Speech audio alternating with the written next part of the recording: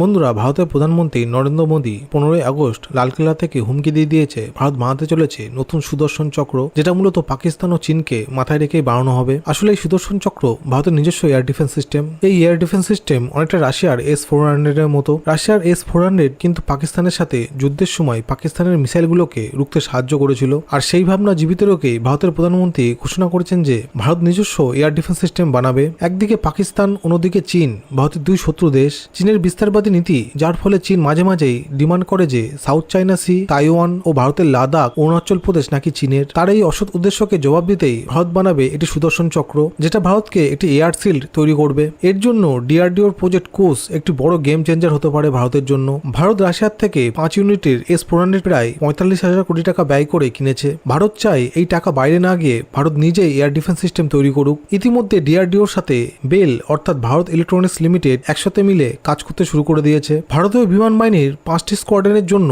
এই কুস প্রকল্পে খরচ হবে প্রায় 21,000 কোটি টাকা। এই কুস প্রকল্পে মূলত 3 ধরনের এয়ার ডিফেন্স সিস্টেম তৈরি করা হবে: M1, M2, M3।